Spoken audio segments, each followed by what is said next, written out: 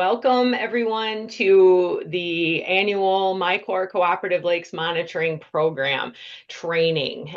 We offered this training in person at the Michigan Lakes and Streams Association conference last week on Friday and Saturday, and this is the online option. We'll be going through the same presentations almost exactly as we did there. So if you happen to attend there, this will be a good refresher for you. If not, fear not, you're not missing much. We're going through the same kind of training here. The only protocol that we won't be covering today is the aquatic plant mapping. We are doing exotic aquatic plant watch, as you can see down at the bottom of your screen, but since the group of lakes that signs up for aquatic plant mapping is so small, we'll work directly with any lakes that have enrolled in that program to get you all the training that you need. So again, welcome everyone. Again, if you're unfamiliar with Zoom, now's the time to be, you should be able to see my face moving to know that I'm talking. And so if your audio isn't working, there's instructions on the screen on how to fix it. There's a little audio button, should be on the lower left of your screen that you can test your audio.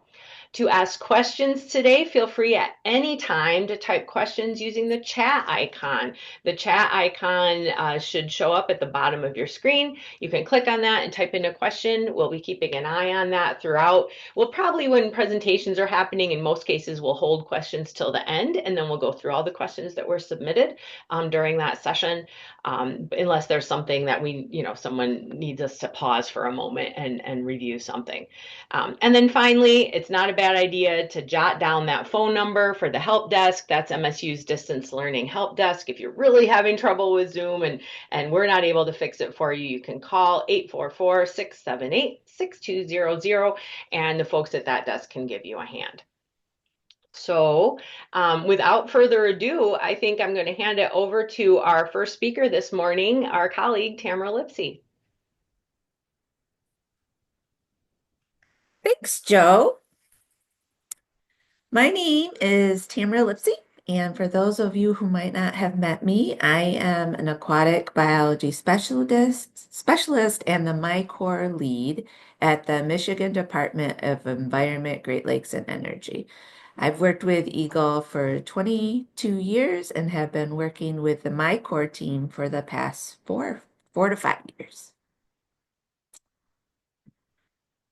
I have the privilege of welcoming you all and letting you know a little bit about what MiCorps is, and then I will turn it over to Joe and Eric to finish up our morning welcome. MiCorps stands for Michigan Clean Water Corps. The Cooperative Lakes Monitoring Program is part of this program. It was actually created to assist Eagle in collecting and sharing water quality data for the use of carrying out our mission to protect the state's water resources. And it's a great way to have the public involved and have an active role that's needed in our mission so that everyone is protecting our state's water resources. Our team is not just Eagle by any means. We have a big team of people that work on MiCorps. It's sponsored through Eagle, but it's actually administered by Michigan State University.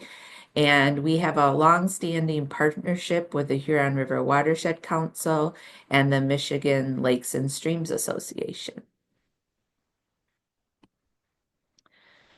So as I noted earlier, Cooperative Lakes Monitoring Program is part of the umbrella of Michigan Clean Water Corps. We also have a volunteer stream monitoring program and a volunteer stream cleanup program.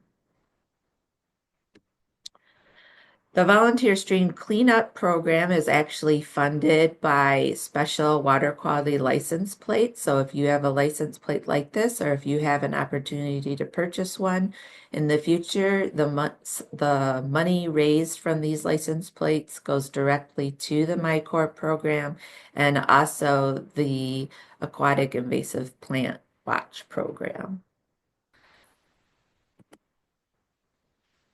The Volunteer Stream Monitoring Program is a grant program as well, but the funding for this comes from something called Renew Michigan, which are state restricted funds that go to Eagle, and then a portion of those funds go to MiCorps. This program is a little different than the program that you would participate in as part of the CLMP program. We provide grants usually to conservation districts and watershed groups to start up monitoring programs where we collect both macroinvertebrate and habitat data. Now, to get to what we are talking about today, we're celebrating 50, this will be the 51st year of data collection for the Cooperative Lakes Monitoring Program. We have the second oldest volunteer monitoring program in the country, which we are extremely proud of.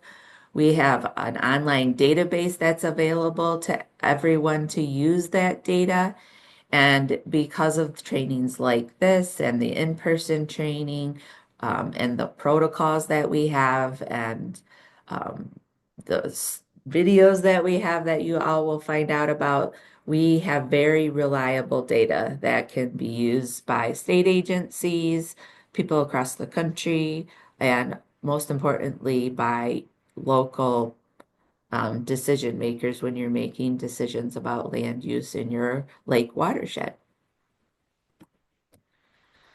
So much data is collected. Here are the numbers for the 2024 season. You can see that we have several parameters that you can collect data on, and with the most popular being the Secchi disk or water clarity. And you can see in 2024, more than 300 lakes participated in the program.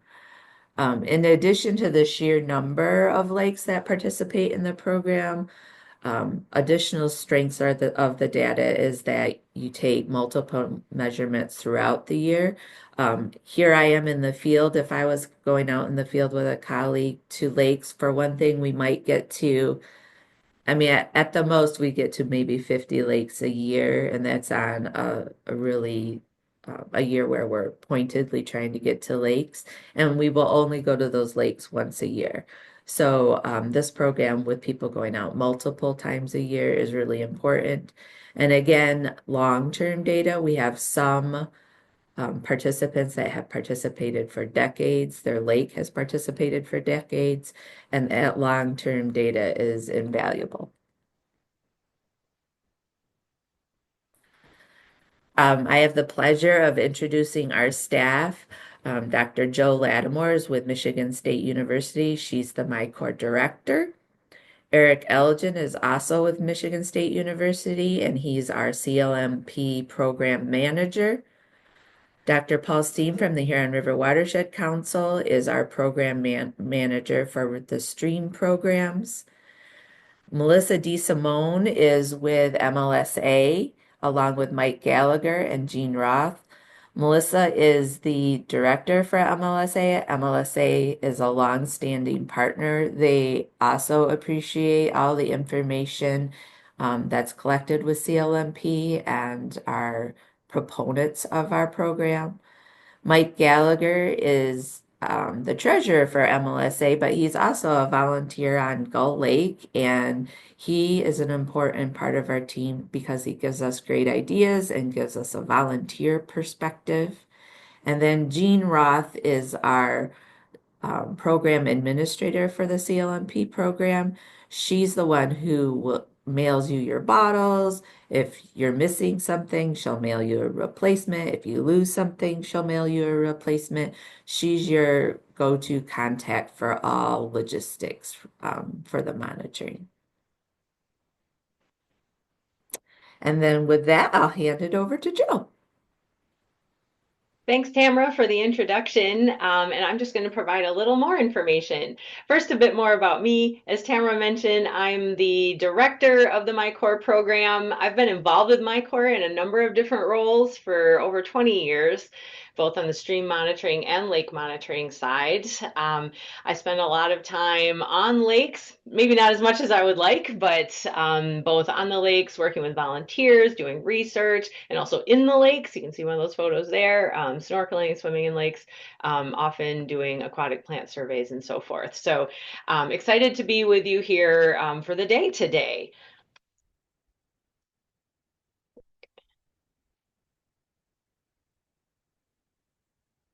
Sure, click through the slides.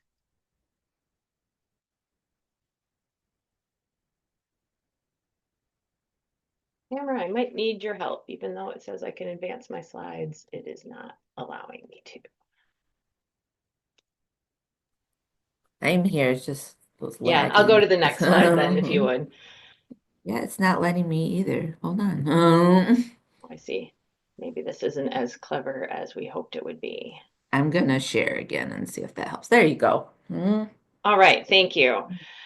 So yes, a couple of things we wanted to highlight about the Cooperative Lakes Monitoring Program is that there are two steps to getting involved. So if you are new to the CLMP and you're here to learn what it's all about, there's two steps you have to do, and it can be in either order.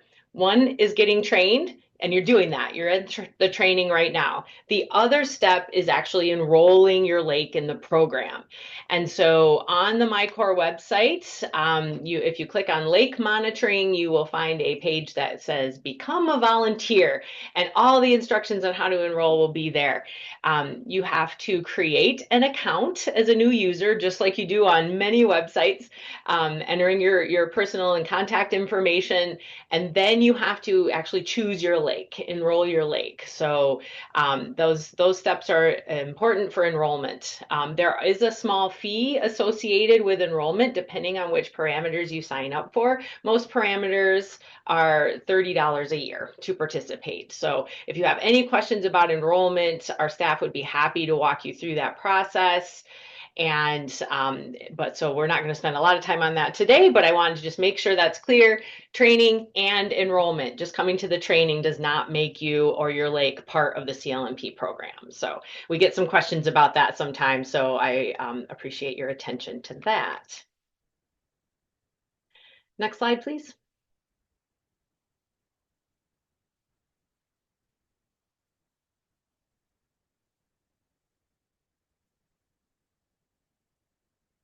You know what, Tamara, I'm going to give up remote control so we don't have conflicting Zoom issues, which I think is what's happening right now.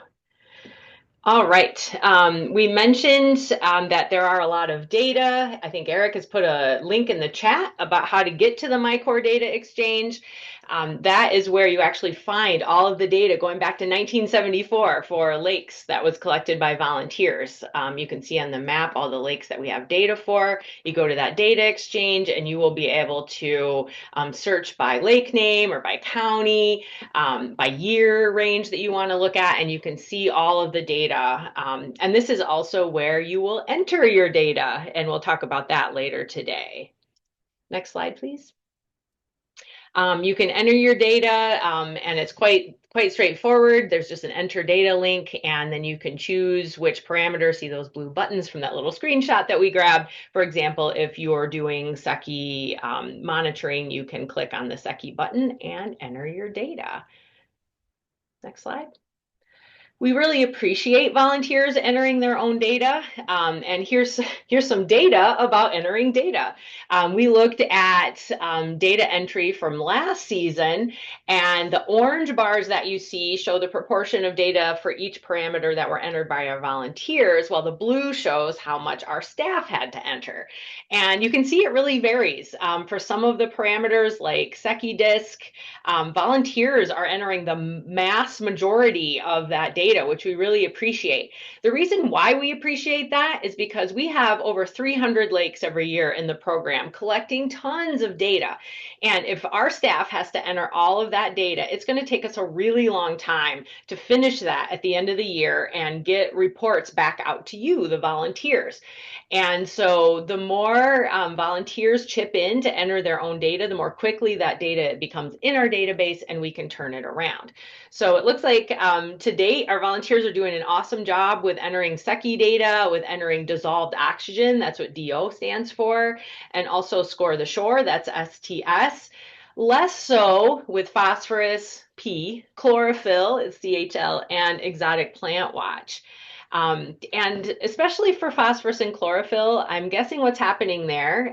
If you're an experienced volunteer with either of those parameters, you know that you collect the water sample and you fill out a data sheet about how you collected that sample, but then you send that sample to us for actual analysis to get the result. We still appreciate you entering that field data, the data you write on your data form, because until all of that data is in the database, we can't add the laboratory results to our database. So we encourage you, if you sign up for phosphorus or chlorophyll this year, to enter that field data. After you've finished out on the lake, you've collected that sample, type that information. It only takes a minute. It's information like the date you collected it, what volunteers were there, what the conditions were like on the lake. It's pretty quick and straightforward, but when we have to do it for hundreds and hundreds of lakes, it of course will take a while. So please help us out and enter your data. Next slide. We have a lot of great resources on our website, MiCorps.net. There are fact sheets about each parameter, so you can share with your neighbors and community, why you're collecting and what you're doing. All the instructions, of course, all the protocols we're going to go through with you today are there. Data sheets you can print out, so you don't have to wait for us to send them to you. There's schedules for sampling and turn in for phosphorus and chlorophyll. Those two, as I mentioned, you turn in the sample to a central location for analysis. We'll go through all that in the training, but you'll find those schedules on our website. You'll also find data reports. Those data reports I talked about that we turn around at the end of the year. We will create an individual report of every single lake that's been in the program. Those are on the website right now, and you can go look at the current summary data reports. There's also training videos, including some really excellent new ones. I've grabbed a screenshot there. Last summer, our team went out and created some new videos. We're going to broadcast some of those today so you can see them, but they do a really nice job of showing you how to do your monitoring in the field. So combined with the written procedures, we give you a lot of resources and reminders on how to be a good sampler. So you can find all of that information on MiCorps.net. If you go to lake monitoring and then click on CLMP documents, you will find all of our information there. Next slide. All right, so today is all about monitoring. This is the Cooperative Lakes Monitoring Program. We understand that sometimes folks have questions about their lake. And may be seeing interesting phenomena or something that's a little confusing, or maybe there's an algae bloom, or you've seen some dead fish washing on the shore. We're here to help you with those kinds of questions, but not today. We have a lot to get through today, and so if you have a management question, we ask you to hold on to those and reach out to us separately, because we want to give you the time and attention that you need, rather than trying to field those questions during the monitoring training today with lots of people participating. Your CLMP data will help you with management. Of course, that's part of the reason for doing this data collection, but for today, let's stay focused on the procedures and any questions you have about the process of monitoring. Next slide. One last thing I want to mention before I hand it over to Eric is that we have an opportunity for folks to get involved with aquatic invasive species monitoring. This is separate from the CLMP. You don't have to sign up in advance. There's no cost to participating. Between June 28th and July 6th, we are hosting what we're calling an aquatic invasive species detection blitz. And you can get involved by snapping that QR code that's on the screen right now. This is a statewide volunteer effort to document the existence of invasive species across Michigan. And this is everything: plants, animals. You see pictures of zebra mussel on the screen, crayfish. And the beauty of iNaturalist, the app that we're using that many of you may have heard of before, is that you don't need to know what you're looking at. You can just suspect something. If you see something that looks unusual that you want help with identification, you can submit photos of it through iNaturalist. And not only our staff, but other iNaturalist users across the world will help identify what you found. So we want those observations. It's quite exciting to partner with iNaturalist to do this. And we look forward to having a good amount of participation in this AIS detection blitz. Again, that's June 28th to July 6th, a little extra opportunity we're doing this year. All right, I think at this point I will turn it over to my colleague, Erick Elgin. Thanks, Joe. And Tamara, do you want to continue to move forward manually just to make sure it works? I'll say that's a yes. So, anyways, great to see you all here. I'm really happy to kick us off on a general broad overview of what we monitor and what we're about here in the Cooperative Lakes Monitoring Program. Next slide, please. So as Joe and Tamara alluded to and mentioned, is that we are a long-term lake monitoring program. Since 1974, lakes across the state, volunteers across the state, have been collecting water clarity, Secchi disc water transparency on lakes since 1974, the exact same way. And that's pretty exciting because when you have data through time that's collected the same way, we are able to look at it as apples to apples. Sometimes protocols can be done and they're slightly different, which makes it difficult to make those comparisons. But in our program, we are long term. And so the consistency in protocol and how we collect are very important because it maintains that data quality and reliability. And when we look at lake ecosystems, they're very dynamic. And so it is important to see changes through time. There's often comments of my lake has never looked like this. It's never been this way. And that's good information to have, but it's great to have the data to actually look back in time to see why are we the way we are today? Has it ever been this way? Can we look in the past to try to predict what's happening, what might happen next or into the future? And the CLMP provides a lot of data that can help with understanding where your lake is today.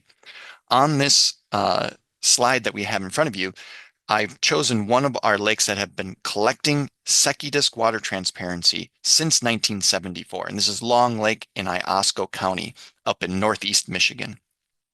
Each one of the bars you see on this graph is a person who has dropped down this disc into the water and collected water clarity. And so there are over 700 measurements here.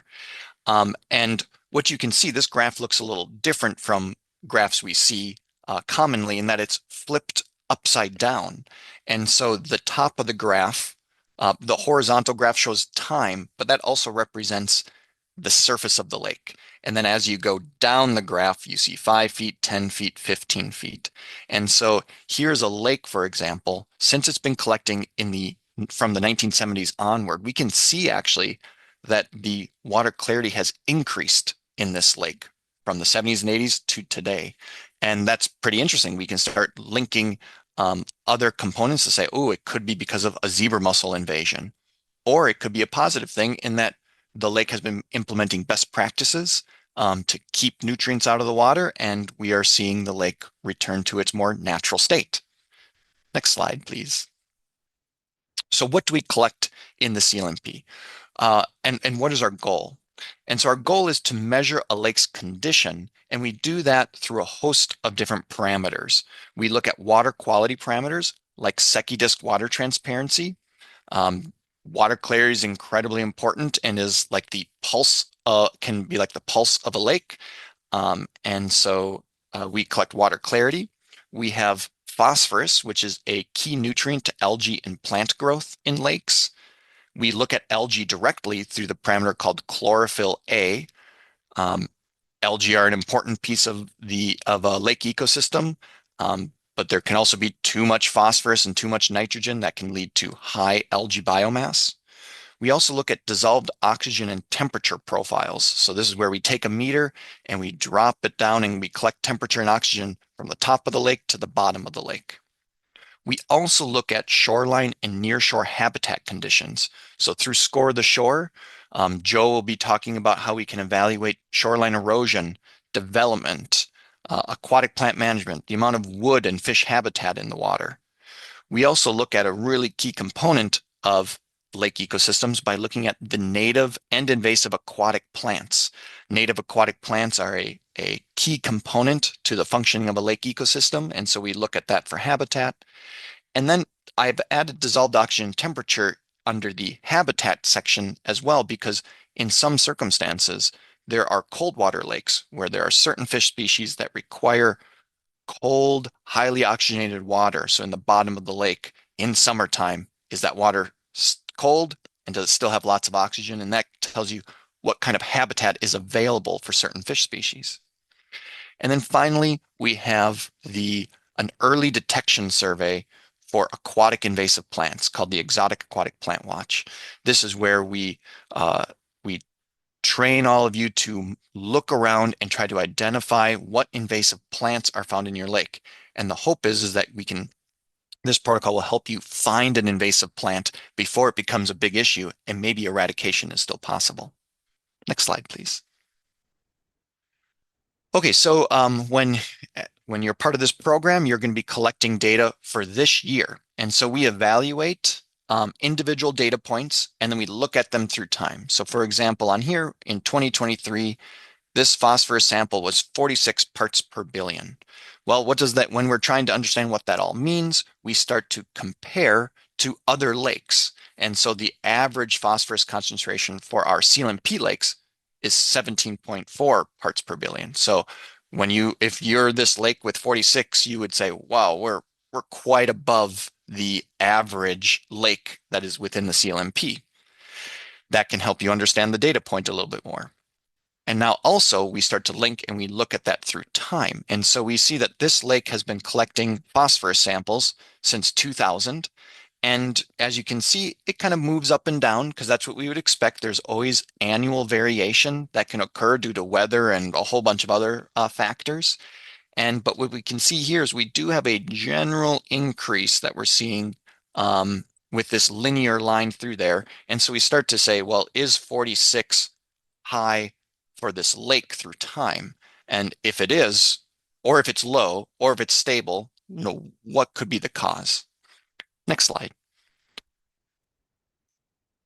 And so what we will also do is take this data and we lump it together and put it through equations so that we can understand a much broader category of what's happening in the lake. And we call that the trophic status. So we utilize the Secchi disk water transparency, total phosphorus from the summer, and chlorophyll A, and we run those through equations to get us to a trophic status.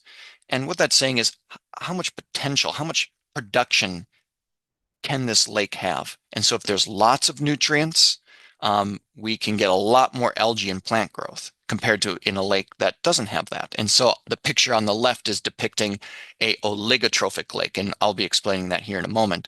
But oligotrophic lakes have low nutrients and therefore not a lot of algae. Where compared to on the right-hand image with that more green-looking lake where there's a lot of algae in the water there, there's likely to have a lot of nutrients. Next slide.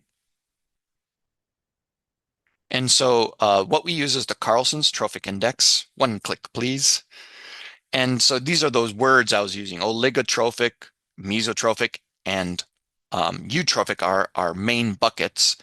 And what we have here is, and why we lump is because we can get a general understanding of a lake when we classify them in these buckets. So oligotrophic are these low nutrient lakes, high water clarity, low phosphorus, low chlorophyll, so low algae. And usually these lakes are very clear. They have oxygen throughout the water column and they have lower plant biomass. As we go into increasing nutrient amounts, we start to have a decline in water clarity. We have a little bit more chlorophyll, a little bit more algae. This is a lake that can have lots of sport fish, great fishing lakes, and they can also have an abundance of aquatic plants. As we move into the eutrophic bucket, this typically has lower water clarity. It has lost the oxygen in the hypolimnion. So the hypolimnion, Tamara is going to talk about a little bit. The hypolimnion is the bottom part of the lake. And so eutrophic waters, we typically lose that oxygen, and it can support dense aquatic plant beds or almost no plants at all. And so lakes are found naturally in all three buckets, in all three categories. And so if your lake is naturally mesotrophic, there's nothing wrong with it. It is just naturally mesotrophic due to its geology and a few other components. Um, but next slide.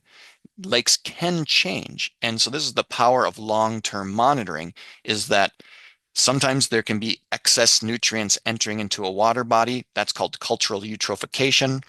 And that will swing a lake into becoming more eutrophic. So if there's a lot of development on the shoreline and in the lake's watershed, and there's lots of nutrients that are coming off of the landscape and into the water, we can become more eutrophic. But just like a lake can become more eutrophic, it can also become more oligotrophic, called oligotrophication. And that can be from man made issues, like zebra mussels could have invaded a lake and it's become more clear and it's changed the nutrient dynamics. But it also could be that a lake has been putting in best practices and is swinging the lake back to its original, more oligotrophic state. Next slide. And then I'll go now into just a quick summary of our habitat and invasive plants. Next slide.